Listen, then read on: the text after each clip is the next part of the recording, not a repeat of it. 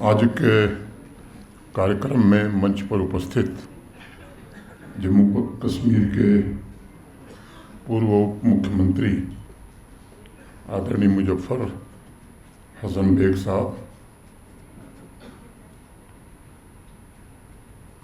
राजा एजाज अली साहब, श्री जफर मनहास साहब, श्री सैयद इकबाल काजमी साहब, इस सभागार में उपस्थित सभी सम्मानित बुजुर्ग,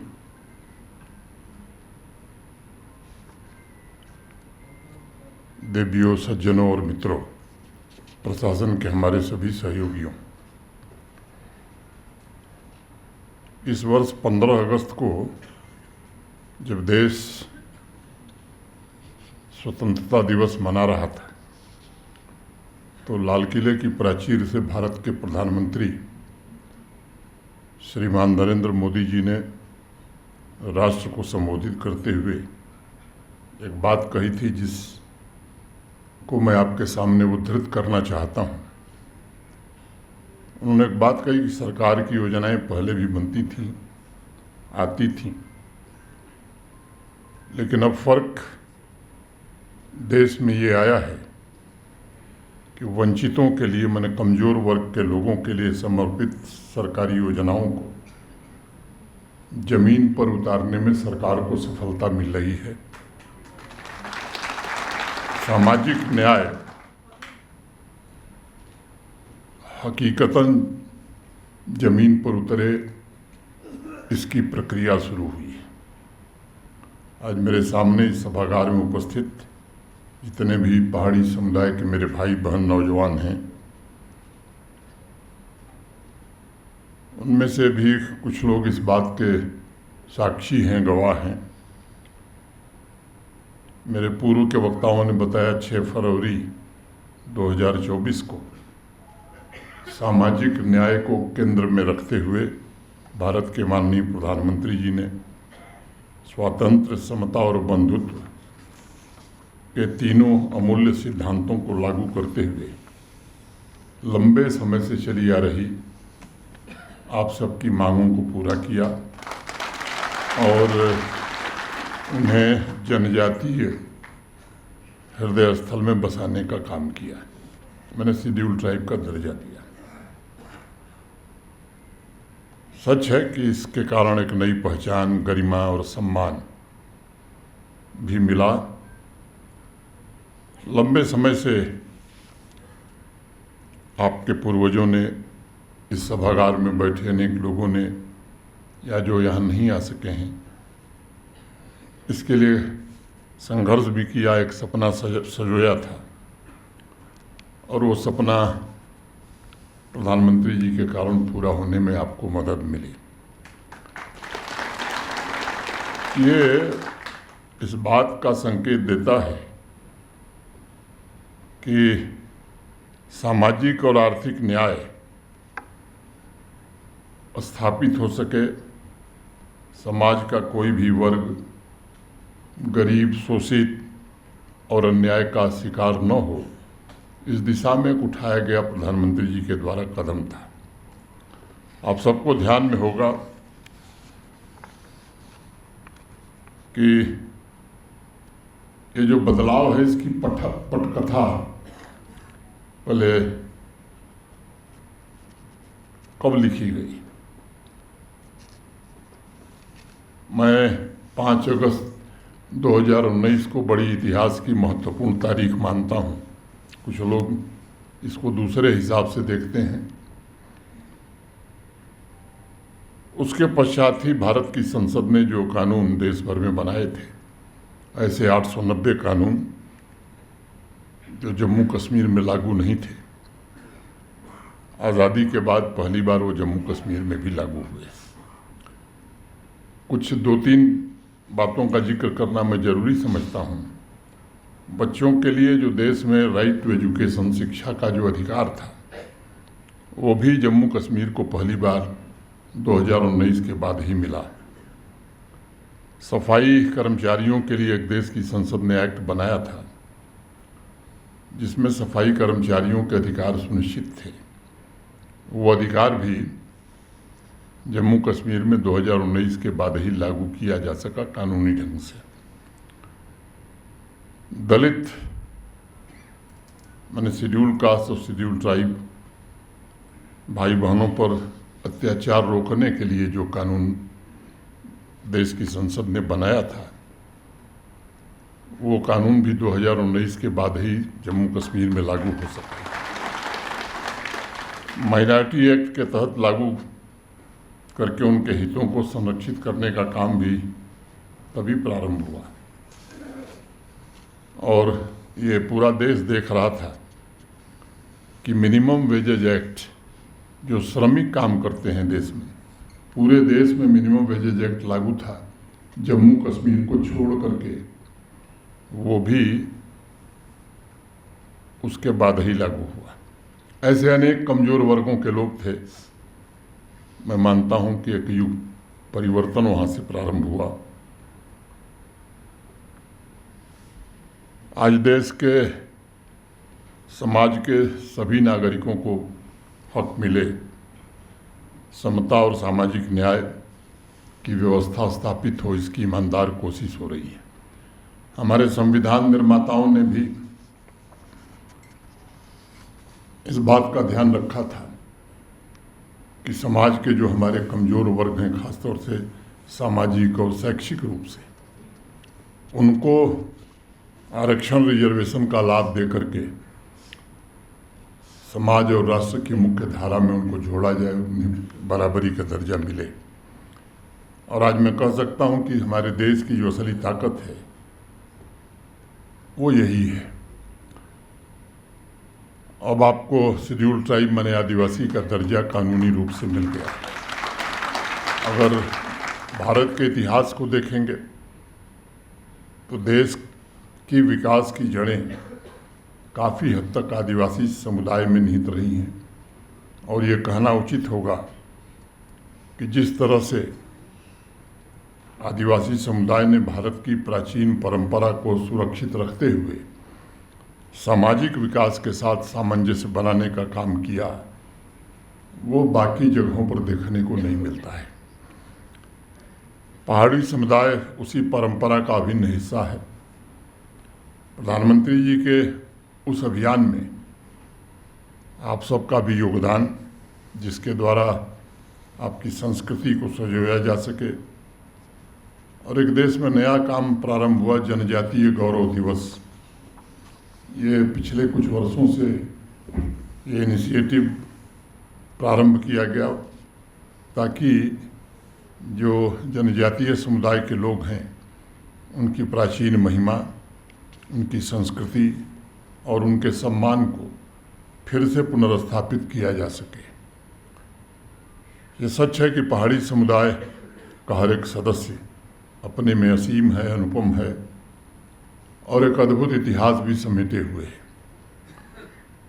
व्यक्तिगत रूप से मैं इस समुदाय को भारतवर्ष की परंपराओं और संस्कारों का ध्वजवाहक मानता हूँ। उनका सर्वांगीण विकास हो, इसके लिए भारत के माननीय प्रधानमंत्री और गृह मंत्री जी, मैं जानता हूँ कि पूरी तरह से प्रतिबद्ध हैं। मैंने एजाज अली साहब, जफर मनहास साहब और आदरणीय मुजफ्फर बेग साहब को ध्यान से सुना है, जो कुछ महत्वपूर्ण बिंदु कहे गए हैं। मैं उसका जिक्र करना चाहूँगा,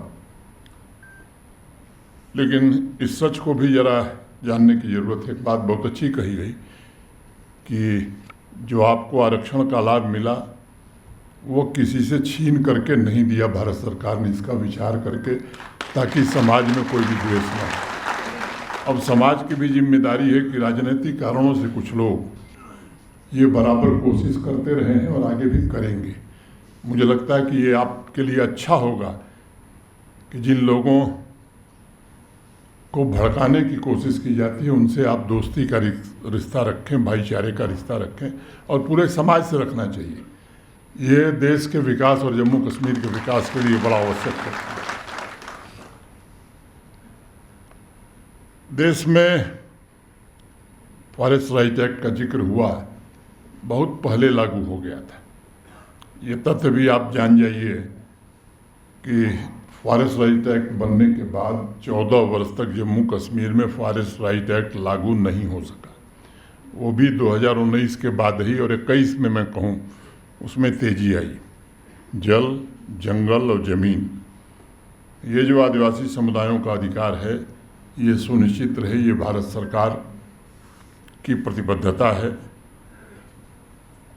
राजनीतिक एम्पावरमेंट, पॉलिटिकल एम्पावरमेंट के लिए असेंबली में सीटें भी रिजर्व की गईं और 2024 में लंबे इंतजार के बाद आप भी इस एम्पावरमेंट के हिस्सा बन सके। आप इस बात से वाकिफ़ हैं कि भेदभाव के शिकार अनेक बार आपने पीड़ा झेली है। अब बराबरी का हक आपको संविधान दे रहा है। आरक्षण सहित जो बाकी व्यवस्थाएं हैं और जो आपका अधिकार है, वो लाभ आपको निश्चित रूप से मिलेगा, उसे कोई रोक नहीं सकता है। जब भी कोई नई बात आती है तो रेजिस्टेंस आता है, और ये मानव स्वभाव है, इसमें कोई बुरा भी मैं नहीं मानता हूँ। तो थोड़ी बहुत दिक्कतें हो सकती हैं, लेकिन जो आरक्षण मिला है आपको, जिसके कारण एजुकेशनल इंस्टीट्यूशंस में, सरकारी नौकरियों में या पॉलिटिकल रिजर्वेशन, इसको कोई अब आपसे छीन नहीं सकता है। जो आपका हक है 100% मिलेगा। मैं उन बातों में नहीं जाना चाहता हूं कि Eklavya model school, smart classes, girls hostel ये पिछले 4 वर्षों में कितने बने हैं उसको बताने की ज़रूरत नहीं है।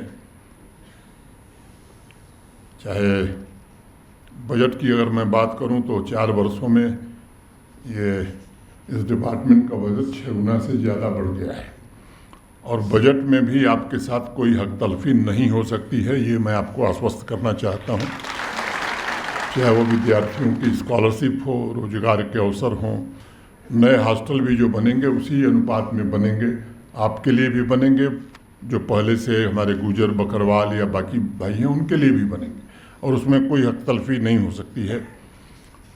बड़ी संख्या में, यानी अमाउंट में भी, धनराशि में भी और संख्या में भी स्कॉलरशिप में बड़ी वृद्धि पिछले 4-5 वर्षों में हुई है। अनेक व्यक्तित्वों और संस्थाओं को पिछले दिनों अवार्ड भी मिला है। फॉरेस्ट राइट एक्ट के साथ साथ वन संपदा अधिकार एक योजना है, प्रधानमंत्री वन धन योजना, ये भी जम्मू कश्मीर में लागू है। इससे आपके परिवारों की आमदनी में इजाफा हो सकता है। सामाजिक और आर्थिक रूप से जो आदिवासी समुदाय की बहनें हैं, महिलाएं हैं, दोनों स्वरूपों में महत्वपूर्ण भूमिका उनकी भी रही है, और ऐसी महिलाओं को आर्थिक रूप से स्वतंत्र तथा सशक्त बनाने के लिए भारत सरकार ने 2022 में वन धन सेल्फ हेल्प ग्रुप की स्थापना करी थी। प्रधानमंत्री आदि आदर्श ग्राम योजना भी प्रारंभ जम्मू कश्मीर में हुई, और माइग्रेटरी आबादी का सर्वे हुआ है, और मैं आपको ये भरोसा दे सकता हूँ कि आदि आदर्श गांव भी आपके लिए भी निश्चित रूप से जो आपका हक है उतने गांव और वैसा स्कॉलरशिप, जॉब्स, ये सब जरूर मिलेंगे। अनेक कार्यक्रम, चाहे वो वोकेशनल ट्रेनिंग हो, सेल्फ एम्प्लॉयमेंट हो, अनेक कार्यक्रम चल रहे हैं। मैं उसमें समय नहीं जाया करना चाहता हूँ, लेकिन आदिवासी समुदाय को अपने भाग्य की रचना स्वयं करने का सौभाग्य मिले, ये भारत सरकार की मंशा है, और मेरा विश्वास है कि सतत विकास और समावेशी समृद्धि का दृष्टिकोण ही आदिवासी समुदाय के उज्जवल भविष्य को आकार दे सकता है, सुनिश्चित कर सकता है। केंद्र सरकार की प्रतिबद्धता है ये, और आपकी समृद्धि और सशक्तिकरण ये उद्देश्य है। कुछ बातें कही गई हैं, पहाड़ी एडवाइजरी बोर्ड का पुनर्गठन, पहाड़ी समुदाय को मैनेजमेंट की जिम्मेदारी समाज कल्याण विभाग के बजाय आदिवासी कल्याण विभाग को देने, बेहतर hostel facility, forest right act, ये सब एक एक करके मैं बताऊं, मैं समझता हूं कि ज़रूरी नहीं है। मैंने एक मोटे तौर पर सैद्धांतिक बात कही है कि जो आपको हक दिया गया उसमें से कोई हक तलफी न कोई कर सकता है न हो सकती है। कुछ चीज़ें हमें खुद भी करनी होती हैं। मुझे लगता है कि टूरिज़्म का बड़ा जिक्र हुआ, मैं 2-3 बात कहूँगा, किसी को बुरा लगे तो मैं क्षमा चाहूँगा। देखिए कि यहाँ सामान्य रूप से धारणा बन गई है कि टीआरसी मैंने टूरिज़्म रिसेप्शन सेंटर बनाने से टूरिज़्म बढ़ जाएगा।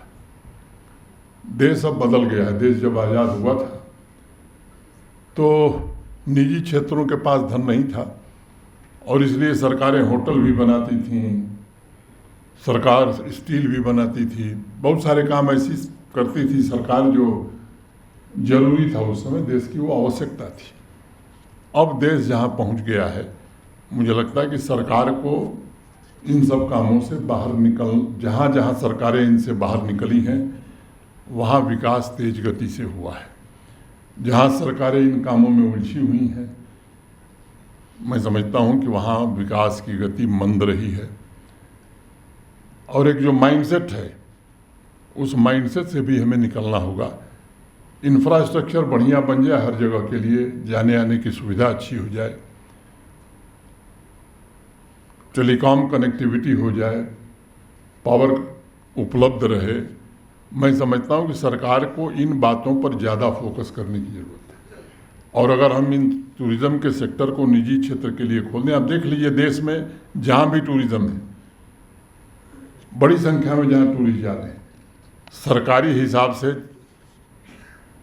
मैं नहीं समझता हूँ कि उस ऊंचाई को हम प्राप्त कर सकते हैं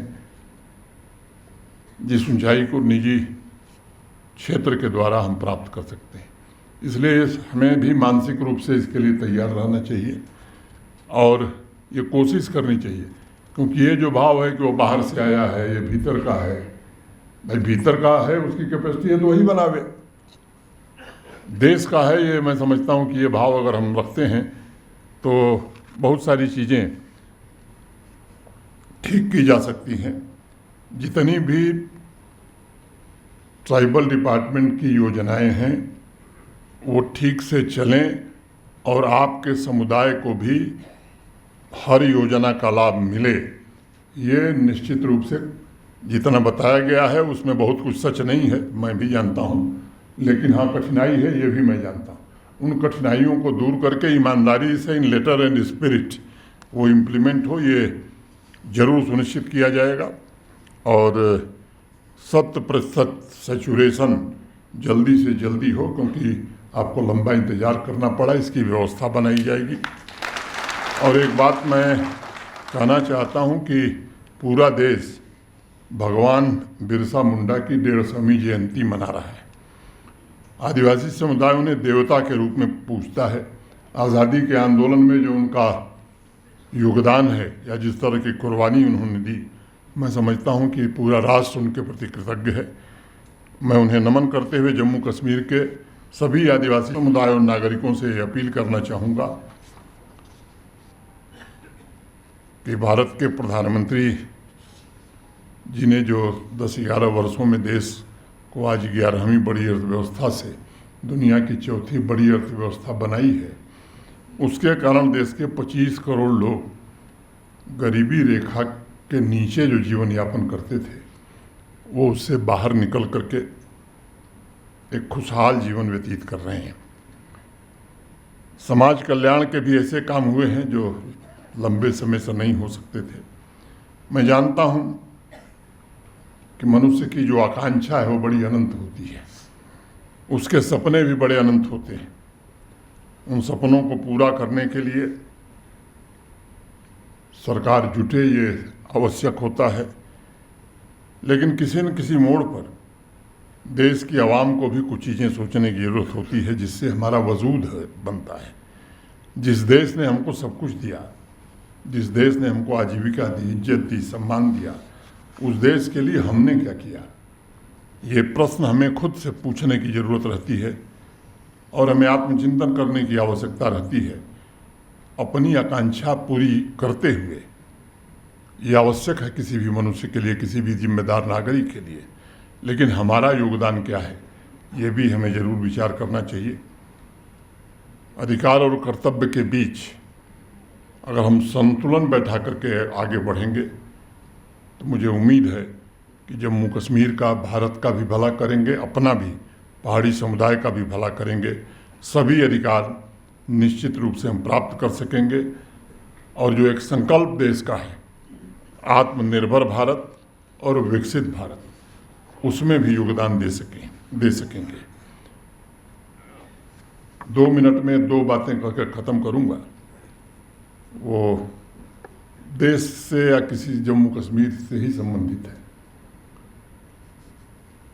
आज़ादी के बाद लंबे समय तक हमारी आर्थिक विकास दर वो नहीं थी, परिस्थितियां दूसरी थी, लेकिन 90-91 के बाद एक दौर आया, भारत की आर्थिक विकास दर में काफ़ी वृद्धि हुई। इतनी बड़ी आबादी का देश, हमारी आवश्यकताएं क्या हैं? अगर राष्ट्रीय परिप्रेक्ष्य में देखें तो मुझे लगता है कि इस देश को ज़रूरत है तेज आर्थिक विकास दर की, और संयोग से हम दुनिया की फास्टेस्ट ग्रोइंग इकॉनमी आज हैं, और ये विकास निरंतर बनी रहे और ये विकास समावेशी हो, खासतौर से गरीब और ग्रामीण इलाकों तक इस आर्थिक विकास का लाभ पहुँचे, ये बड़ा आवश्यक है। दूसरी जो एक बीमारी देश में है भ्रष्टाचार की, जो देश को खोखला करता है। भगत सिंह पैदा होना चाहिए मेरे घर में, नहीं पड़ोसी के घर में, ये जो भाव है मैं समझता हूँ ये दिक्कतें पैदा करता है। अपने काम के लिए हम कुछ भी करने के लिए तैयार हैं। मुझे लगता है कि ये ऐसे प्रश्न हैं जिस पर विचार करना चाहिए। और एक तीसरा प्रश्न जो है वो है आतंकवाद। आतंकवाद देश के बाकी अनेक हिस्सों से सिमट गया है। विशेष रूप से जम्मू कश्मीर ये आतंकवाद से लंबे समय से पीड़ित रहा। ये समाप्त हो, ये मैं समझता हूँ कि बहुत ही अनिवार्य है, अपरिहार्य है। और इसके बिना अगर लोग सोचते हैं कि विकास हो सकता है, रोजगार मिल सकता है, तो मैं मानता हूँ कि सबसे बड़ी बाधा है। सिक्योरिटी फोर्सेस, आर्मी, पुलिस ये अपना काम कर रहे हैं, प्रशासन के लोग भी अपना काम कर रहे हैं, लेकिन जम्मू कश्मीर के नागरिक के नाते हमारी अपनी भी जिम्मेदारी है। हम कोई ऐसा काम न करें जिसके कारण इस तरह की गतिविधियों में कोई बढ़ोतरी हो सके। जाने अनजाने में, कई बार अनजाने में हम कर देते हैं। मैं समझता हूं कि ये बड़ा मुश्किल पैदा करता है। परिस्थितियां काफ़ी बदली हैं। अब स्ट्रीट वायलेंस मैंने पत्थरबाजी इतिहास की बात हो गई है। स्कूल, कॉलेज, बिजनेस सब कुछ देश के बाकी हिस्सों में जिस तरह से चल रहा है यहाँ भी चल रहा है। जो भी बड़ी नामी तंजीमें हैं उनका कोई बड़ा सरगना जिंदा नहीं है। अगर मैं आतंकवादियों की भर्ती की बात करूं तो लोकल रिक्रूटमेंट इस पूरे साल में 25 के सितंबर महीने बीतने जा रहे हैं, केवल 1 हुआ है। अनेक पैरामीटर्स हैं जिन पर काफ़ी हद तक सफलता मिली है, लेकिन दुर्भाग्य से हम एक ऐसा पड़ोसी पा गए हैं, एक ऐसा पड़ोसी है जिसके पेट में बराबर दर्द होता है। कोई भी परिवार में बंटवारा होता है तो बंटवारे के बाद हर आदमी कोशिश करता है कि हम अपना घर बनाएं, अपने घर में कैसे समृद्धि आवे इसकी कोशिश करें। 47 में बंटवारा हुआ, आज़ादी मिली, पाकिस्तान बना, और बंटवारे के तुरंत बाद अपना घर संभालने की बजाय उसने देश पर, जम्मू कश्मीर पर आक्रमण कर दिया। 4 प्रत्यक्ष युद्ध वो लड़ चुका है और युद्ध में हार चुका है। और ये बात उन लोगों को समझ में आ गया कि प्रत्यक्ष युद्ध में भारत से कभी जीत नहीं सकते, और इसलिए अप्रत्यक्ष युद्ध, और वो भी लोगों को रेडिकलाइज करके, गुमराह करके, अनेक जवान, पता नहीं कितने लोग, कितनी माताएं बेवा हो गई, कितनी बहनों का सिंदूर मिट गया। 40,000 से ज़्यादा लोगों ने अपनी जानें इस आतंकवाद के कारण दी। मैं समझता हूँ ये सिलसिला कब तक चलेगा। इस सिलसिले को भी पूरी तरह समाप्त करना ये जहाँ सरकार, प्रशासन, फोर्सेस का दायित्व है, वहीं आवाम का भी दायित्व है।